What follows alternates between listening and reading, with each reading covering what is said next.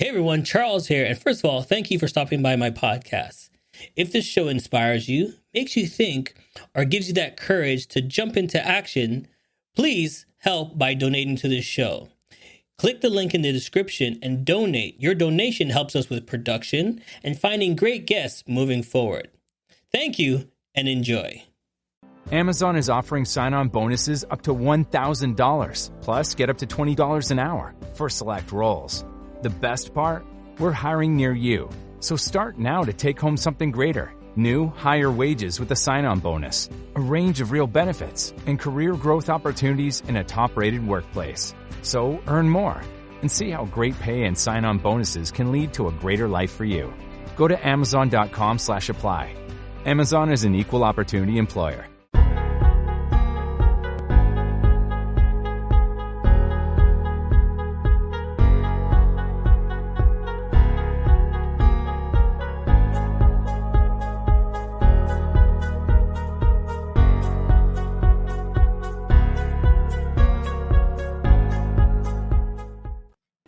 Hey everybody, and welcome to a great show. And as you can see, my guest is live and we're ready to be here. And I hope you're ready to jump. If this is your first time, the show is all about bringing interesting guests like you see right there, telling their story, and hopefully their story will inspire you. So if you want to know what we're talking about, how to get involved, stay tuned. Let's go.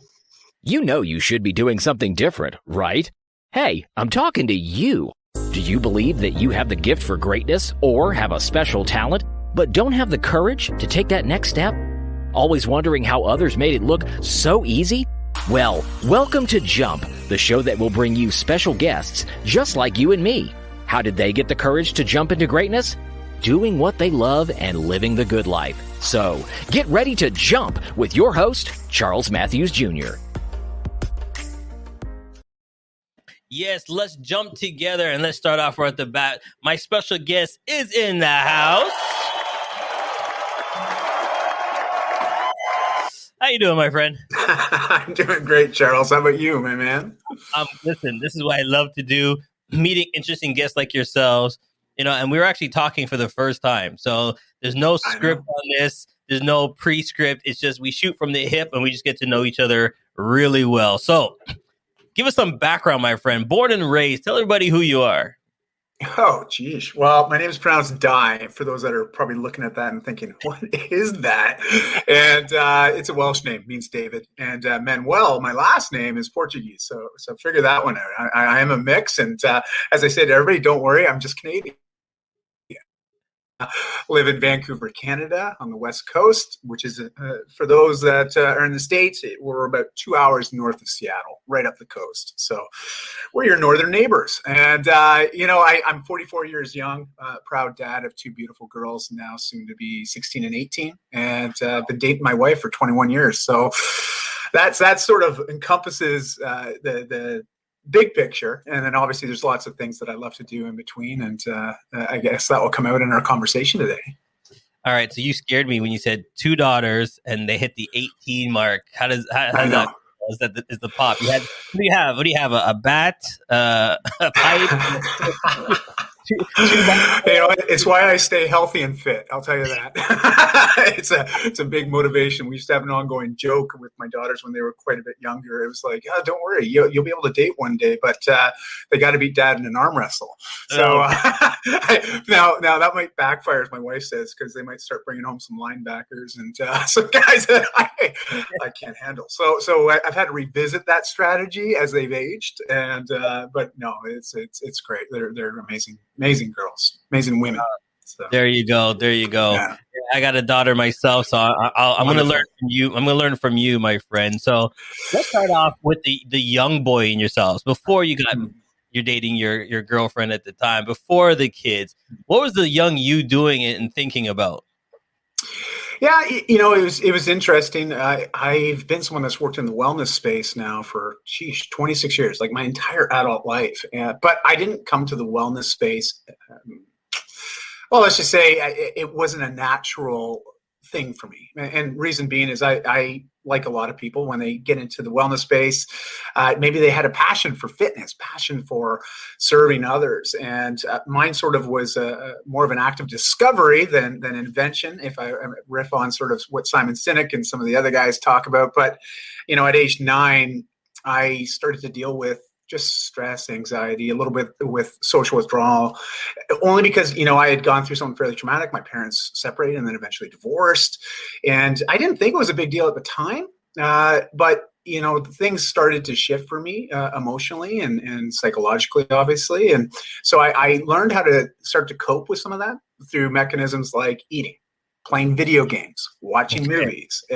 So you can imagine that those types of habits, if we do them all the time and those become our normal, it's not conducive to a healthy living. And so over the next 5 years, I pretty much self-medicated and learned to cope with a lot of stress and anxiety by eating and playing video games and watching movies. So I eventually got to the state where, the doctor pulled me in when my mom took me in for a checkup, and, the words morbid obesity was uttered. And I didn't understand that. So, at 14, I was morbidly obese, and that brought a whole lot of other stuff.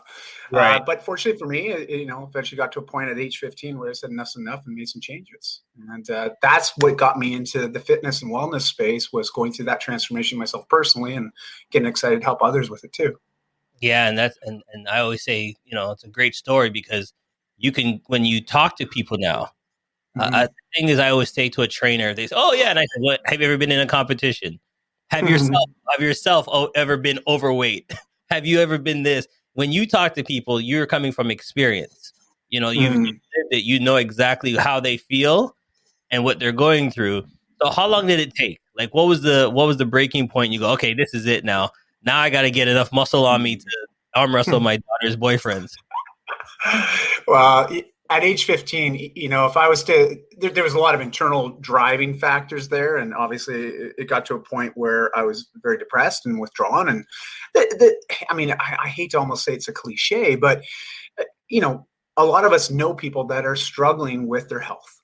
And, when we start to look at the things that we do every day and the habits that we have, it's usually tied pretty tightly. We're the results that we're producing or not producing. It's not like, oh my goodness, this just sort of happened. It's really taking ownership of our situation and accepting that, I really got myself here, because up to that point, before I made a decision to just fully make some changes, I was very good at pointing my fingers and externalizing all my frustrations on other people, saying it was their fault for me being unhealthy and being unfit and feeling the way that I did. And, I just remember getting to a point where I felt like, it wasn't just rock bottom. I felt I was under the rock, and I was suffocating and I wanted out. I wanted a change.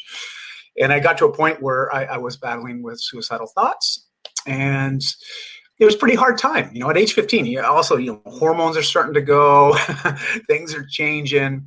My parents, I'd be spending different time at my mom's and alternate time at my dad's. And so life was a little bit in flux. I wasn't too sure, and got to a point where I realized that if I wanted to make some changes, I had to be the one to make the changes. I couldn't rely on others to do it for me. And I also realized that the path of change, as intimidating as it is, because I think we all know this already. It's almost pointless for me to say, but I'll say it anyways. Change is challenging. It's hard. Yeah. It's a lot of unknowns, it intimidates a lot of us. You think about people that stay in careers. Like I stayed in a career of 17 years before I finally let go of that. That's a whole nother story. But I understand how change can be very intimidating. And I got to a point where I said, okay, well, as intimidating that is, what's more intimidating and more scary is me staying as I am, continuing doing what I'm doing, and actually thinking that things might get better. That was, I think Einstein had a little theory around that, right? And so I ultimately got to a point where I was like, I got to make some changes. And so I came out of that bathroom after having a major breakdown, and my dad was rather taken aback. He could tell I was rather disheveled and besides myself. And I expressed to him, I want to make some changes. I don't want to be like this anymore. And it was for the first time in that he could remember, it was me driving the fact that I wanted to start doing something now. And so I feel very grateful that my dad and my mom, again, being separated, but they came together to talk about it. But they bought me a mountain bike because I wanted one.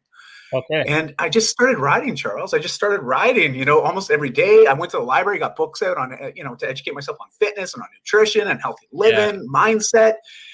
20 months of consistently just trusting a process, trusting that things will get better. And after 20 months, just everything shifted. I changed. I changed though inwardly as much as I changed outwardly, just because of all that work and focus and just dedication to the process. And I'll be honest, a big external motivator for me was I wanted a girlfriend. I wanted somebody to want me, to love me. Like really. And I know it sounds funny, but it's true. Like when I think back on it, what was a big motivation for me? I saw the other boys starting to interact with girls and I wanted that. I wanted a girl to want me.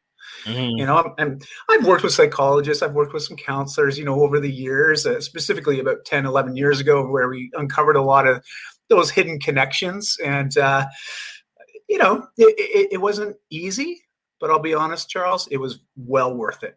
And I think if anybody takes anything away from our conversation today is that change is often worth it, especially the ones that we feel like we're in front of. We're the ones driving that train of change. It's very empowering. It's nice to see, especially when we start to see the results manifest based on the actions we're taking. And that belief in ourselves just starts to rise, and it's contagious, right? As soon as we start to get that going, that momentum we create from within, we realize we are very resilient, but more than that, we can achieve often things that we never believed we could achieve before. And that's so amazing, right? Yeah, and I love that story because change is the jump. For me, this is why I want to have your guests on there, because unless you take that chance and jump, that's your change. You have to take the chance in life. You have to do it. But what I want to know is, excuse me, we're both around the same age. And over 30 years ago, there wasn't really a place for us to pick up the phone and as a boy and call and say, I'm feeling this way. There was nobody around your age or somewhere you felt you can talk to, or you thought it was embarrassing, or what did you think? You couldn't pick up the phone and call a friend, a buddy, a cousin, anybody? How did you feel? Well, yeah, I mean, it's definitely a very lonely feeling, and I've come to realize just now at the age that I am, and especially over the journey of the last 10 years, that, alone and lonely are very different, right? Like it is very different. And choice comes into that a lot of the time, and I know I chose to be withdrawn, chose to be by myself, would avoid situations that were any large groups of people, especially people I didn't know very well, because I felt very uncomfortable, and I felt very, I had a very low self-opinion, of course, just based on that state of unhealth I was in and all those negative thoughts and those voices. And they can often go from chirping to squawking to screaming, and it can be very debilitating. It would create a lifestyle of me saying no to things that people would normally be excited to say yes to. And there wasn't really any community that I could plug into. It's not like today where, we do have amazing access to great communities all over the place. And, as I tell my kids, I'm older than Google. That's why I didn't go to the computer and search up all this stuff. Like I went to the library and funny enough, I started to educate myself so I could have deeper understanding of what was going on in my body biologically and chemically and hormonally especially, and as well as just started to understand how to move my body with a bit more purpose to create a positive adaptation or a result. But it was the mindset piece that I really needed camaraderie, community to support me with. And I'm very fortunate that I was able to, as sheepishly and as challenging as it was, able to ask certain key individuals that I knew, maybe didn't know very well, but ask for support, ask for help. And I feel very grateful to today because, they act as mentors for me. And whether they even realize they were or not, because we never had that formal conversation, hey, will you be my mentor? Because I didn't understand. I didn't know that language back then, right? And but I asked for support and they gave me that support.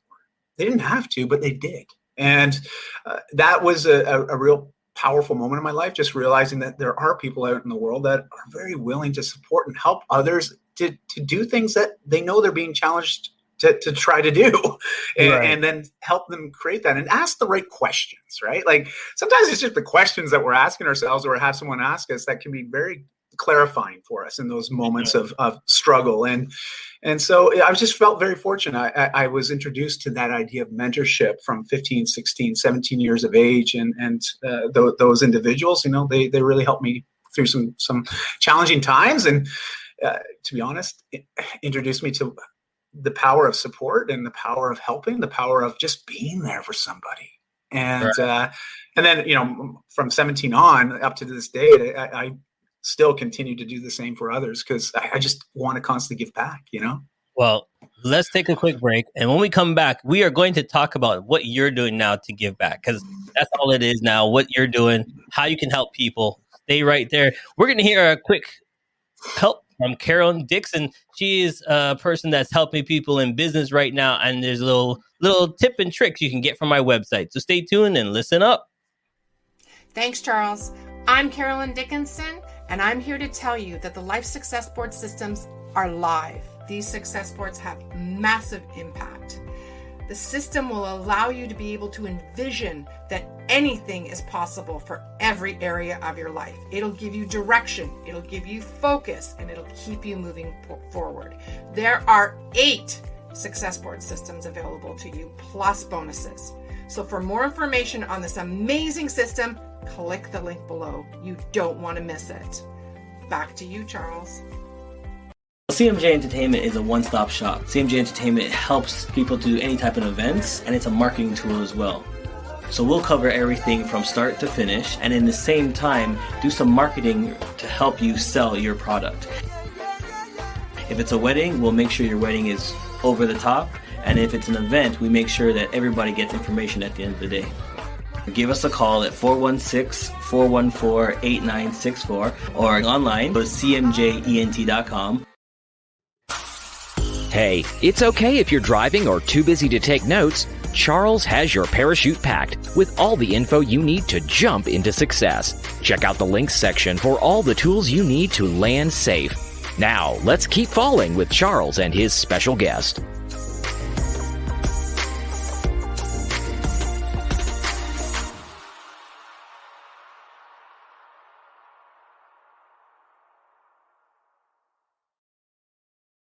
Amazon is offering sign-on bonuses up to $1,000, plus get up to $20 an hour for select roles. The best part? We're hiring near you. So start now to take home something greater. New, higher wages with a sign-on bonus, a range of real benefits, and career growth opportunities in a top-rated workplace. So earn more and see how great pay and sign-on bonuses can lead to a greater life for you. Go to amazon.com/apply. Amazon is an equal opportunity employer. Yes, don't worry if you're driving and you need to get some information. You can get back, and we're on Spreaker, so you can listen back to the audio. And we're going to dive in and how this gentleman learned from, a lot of stuff in his life, and he's now giving back. And that's what we want to talk about, how he's giving back and how he's helping the community and helping others. So let's dive right in as I put some information about your company and your website up on the screen. So tell us a little bit more. Oh, thanks, Charles. Well, I'm most excited these days, especially over the last few years, is some of the work I've been doing with other men. I can't speak for others, but I can speak for myself. And I know that when I look at some of my earlier beliefs, especially as I went into my 20s, my early 30s, I believe that being a man was, chasing my success. Chasing the titles, chasing the money, chasing the things that would help others connect and relate, and believing that that's what would help me relate and stand out. And I used to look at all other men, and be brutally transparent here, and I'm kind of sheepish when I admit this, but every man I would meet, I was always thinking, man, you're my competition. I'd size them up, and just, it never made me feel good. Never made me feel good. I knew that those feelings I was having, those emotions, these are not good feelings. I do not like how they make me feel. I do not like how it limits my ability to connect with other men, especially because I felt like I really needed some strong male figures in my life, and I started a process many, many years ago. This is now over a decade ago. My wife asked me a question, and I won't get into the question right now. I have a TEDx talk actually on March 27th. It's free to attend at TEDx Bear Creek Park. I'll be talking about male vulnerability, specifically around that story and the question my wife asked that got me started on this. But we started a group, myself and one of my good friends, while we were living in Bali, Indonesia, for 2.5 years. And we just returned to Vancouver about a year ago.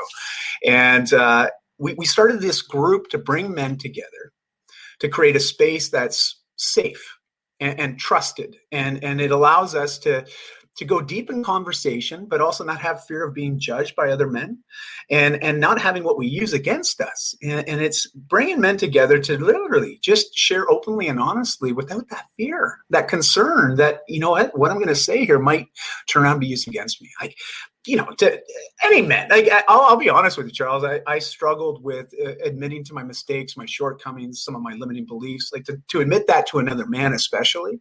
Yeah. Oh, you don't do that. You know, that was my belief. But as soon as I started to open up and have these conversations with men, it was like crazy. It was like, oh, I feel the same way.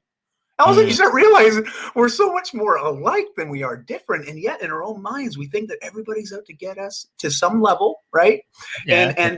And so I really wanted that deeper connection. And, you know, in the last 2.5 years, we've seen over 500 men show up to these free events that we have every Monday night. And it's so powerful, you know, just to see how this has impacted them, their families, their communities in such a positive light. And so that's been it's alive and real for me right now, especially with the upcoming TEDx talk. But, you know, there's no hidden agenda here. There's no business attached to this. There's no money needing to be exchanged. It's simply men coming together to support men openly and honestly and authentically. And it's been very just amazing. So that's what I'm doing these days to help support. And it's just got me lit up, man. I'll tell you that. And I was watching a YouTube video yesterday, and it was a bunch of football players.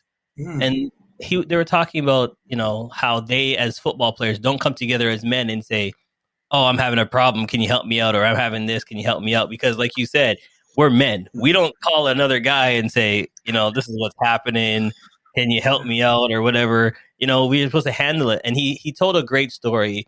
And I have to admit, I was doing it too. And I realized that I didn't even know I was doing it. He said he has twins, and one boy, one girl. And if both fall down, you as a dad, you run to the girl and you say, okay, baby, you're okay. Don't worry. Daddy's got you. You got a little boo-boo. You're okay. And you go over to the girl and you pick her up and everything's good. But if your boy falls down, as men, what do we say? Get up. You're okay. You're a big boy. You're okay. Don't worry about it. Big boys don't cry. You're tough. Get up. And I thought to myself, why do we do that? You know what Isn't I mean? that crazy? Well, it's our belief around masculinity as well. And I know there's a lot of interesting conversations. We'll just say that. But I think that there's a big conversation that's happening between various communities and cultures as it relates to this idea of what's a man, right? And I think we're starting to challenge some of these, I don't know, I would just call it limiting definitions, right? Like they're very limited in scope, and you know, we're all trying to fit into boxes, but especially when we start looking at just the conversations around gender today, you know, there's gosh, I just think it's such an interesting time right now. And so this idea of masculinity, what does it mean to be a great man? Or what does it mean to be just a better man? You know, like that is the underlying questions that we want to address when we come together as men. It's like, well, you know, where are we at right now in our own personal development? What makes us, lights us up? How can we support each other? You know, and it's such a novel feeling. Like, I'll be honest with you, like, you know, 3 years ago, I knew there was something there. There was a void. There was something that needed to be filled, and I wasn't getting that fulfillment. And then as this has started and it's sort of just picked up and having these very deep conversations with other people, I've started to realize, you know, gosh, back to just full circle, you know, that idea of loneliness and being alone, right? I may find myself on my own a lot of times with my own thoughts, but being alone or lonely is always a choice. And now it's like, I've got like a bunch of dudes I can call up at any time and just have a candid conversation. And it is so empowering to know that and know that I can offer that to them in return as well. And, you know, it's just, I believe, you know, because I was morbidly obese as a team, I didn't get into any team sports. Okay. And so I didn't have the opportunity to play on teams and to get that camaraderie and community within that. Because Right. I've talked to, we've attracted like former athletes, we got a few CFL guys that come to our Monday gatherings, and to hear how they refer to teams and some of those bonds that they have as they've been playing sports their entire lives. Right. It's amazing. It's amazing. So I think there's a nice space between both worlds, and it's just a matter of how do we bring those together, Yeah, I always say, listen, on my cell phone, I got, my top 5 on speed dial. When I need them, I just push the button, speed dial, they're there. Anytime you need to call. And it could be anything. Sometimes, listen, during the situation we're now with COVID, you're sitting there for months not talking to anybody. You have the phone. Pick it up and just call somebody. Say, yo, dude, what are you doing? What's happening? You all right? And that's it. So I love that. But let me ask you this question, only because you got the 2 girls, you're a father. I want you to, and is there a difference? I'm not gonna force you to choose, or I just want your definition between a dad and a father. Is there a difference? Are they the same? Are they different as you get older and younger? What is there a difference? So people say, oh, I'm a dad. Oh, I'm a father. I'm a, what is it? Well, I used to always think that I'm a great provider. And that was my crutch, if you will. And what I mean by that was, I go out, I earn the primary income for the family. I support the kids. I support my wife. I must be a great man. I provide for them. Whatever they want, I get them. They need to be protected. I protect them, and so that I had a very limited definition. Okay. And understanding. And so I felt I was fulfilling that to a T. And yet at times I wasn't providing what they really needed. They didn't need me to pay for another tuition or another coach or another opportunity. They wanted a father, a dad to be there to support them, to have those sometimes challenging conversations, because they're just starting to navigate into the world, and they want a male perspective. They want a dad. They want a father. They want that first superhero in their life, right? And when I really start to understand that and lean into that, because it's uncomfortable to have those conversations. I'm just being honest with you. Like I struggle to have those conversations because my dad, I love my dad, and I know he loved me. He passed a few years ago, but I know that we loved each other, but we didn't talk about emotions. We did not talk about any of this stuff. Okay. Any of this stuff. And so that was my role model, and the typical male figures on my family, especially my dad's side, that was the norm. We don't talk about that stuff. It's a pat on the head. It's a punch in the shoulder. It's I get it. Uncork a bottle, like throw the sports on the TV, and away you go. And it amazed me, but that was it. And so I struggled a lot, especially in my 20s, my early 30s, before I got to a point where it's just like, I don't like the direction my life's going. Right. And I believe I'm meant for more. I can be better. And the only thing that's limiting me is me. And it's a scary place to get to when you finally come to that acceptance and that realization, because then it's like, okay, now what? And I think the cool thing is there's people like yourself, Charles, that are producing just fantastic, uplifting content, content that opens our eyes, our ears, our hearts, our souls to different possibilities, to things can change. And I think that's what we all need. We just need reassurance that, change can happen. And I think I can actually be the one facilitating that in my own life. I don't have to wait for it to happen.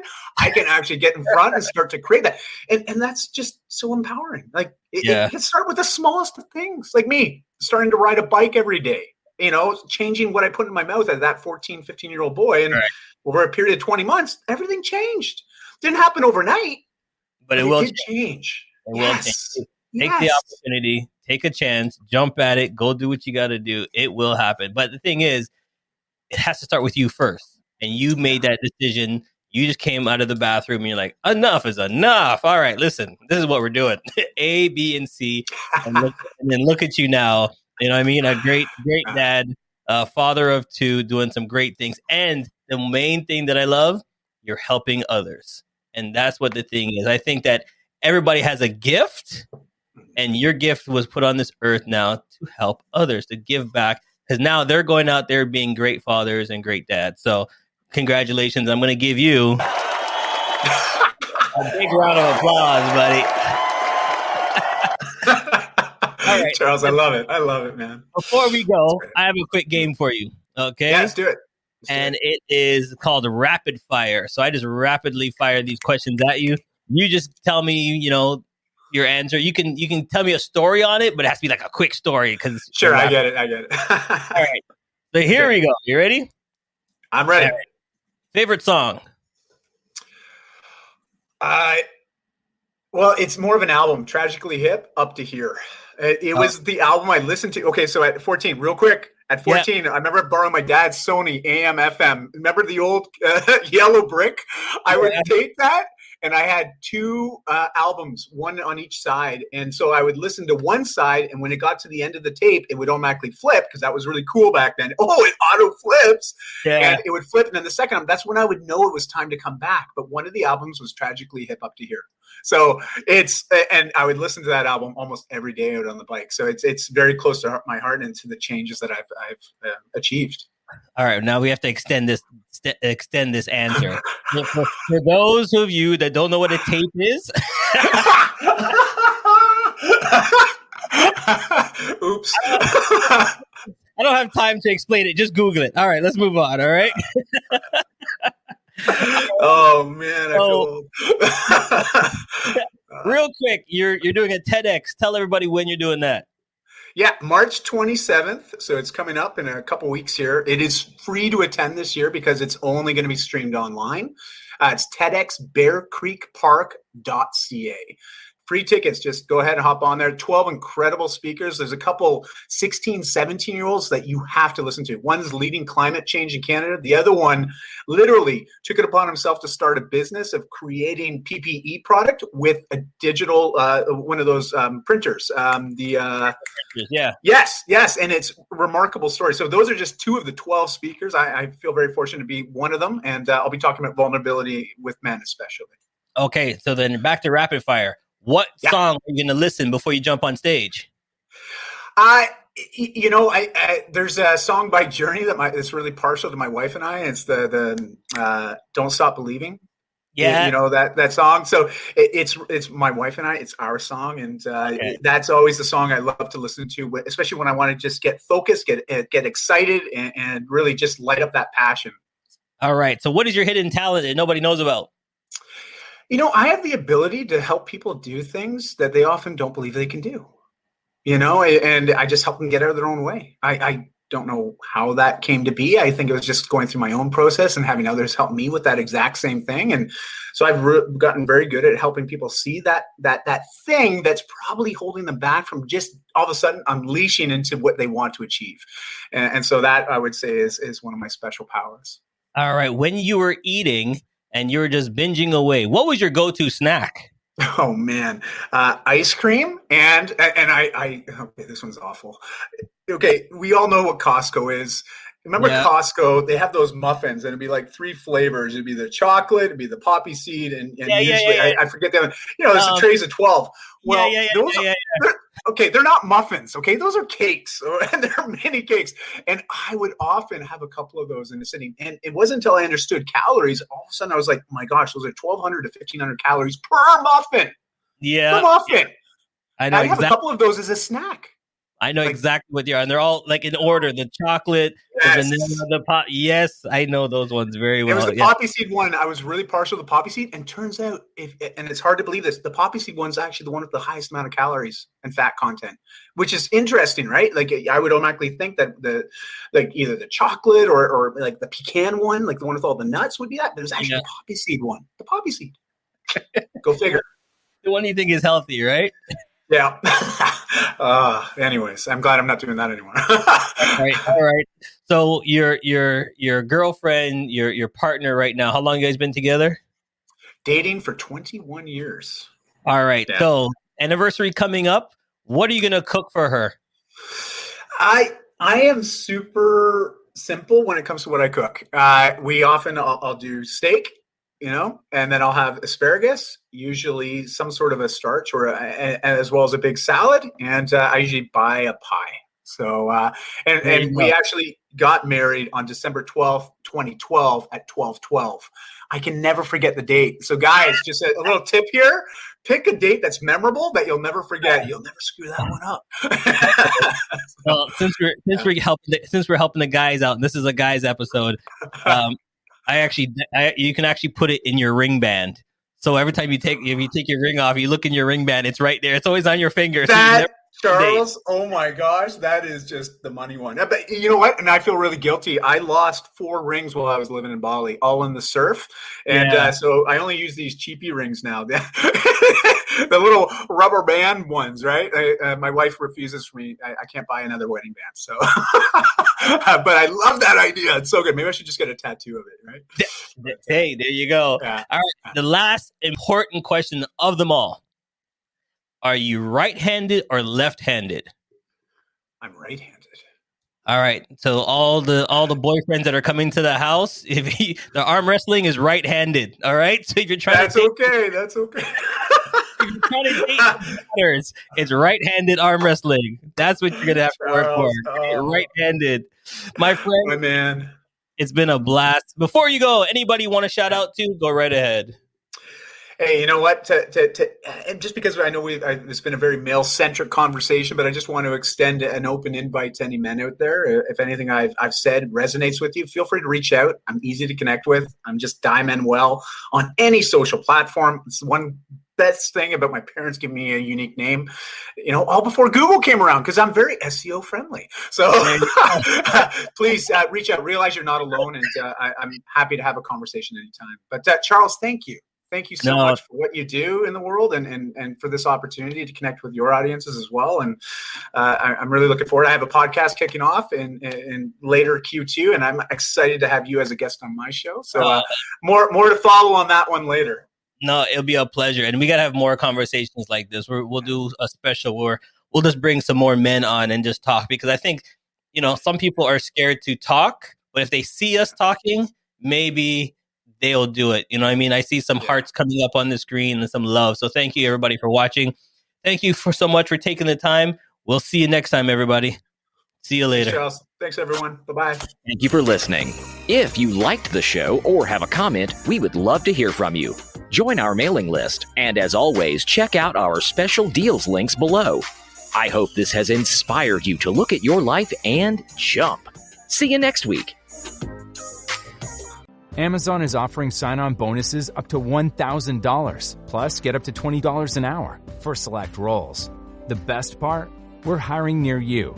So start now to take home something greater. New, higher wages with a sign-on bonus, a range of real benefits, and career growth opportunities in a top-rated workplace. So earn more and see how great pay and sign-on bonuses can lead to a greater life for you.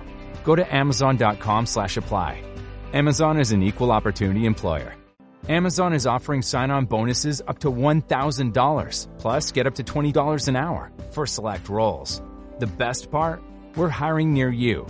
So start now to take home something greater. New, higher wages with a sign-on bonus, a range of real benefits, and career growth opportunities in a top-rated workplace. So earn more and see how great pay and sign-on bonuses can lead to a greater life for you. Go to amazon.com/apply. Amazon is an equal opportunity employer. Hey, hope you had a great time listening to the show. If you think I did a great job, please buy me a coffee. I still got a lot of work to do. We would love to hear from you, your feedback, so please click the link and leave us a review. You can help us grow by following us on all social media platforms and sharing this link. Once again, it's time for you to jump. Success is waiting.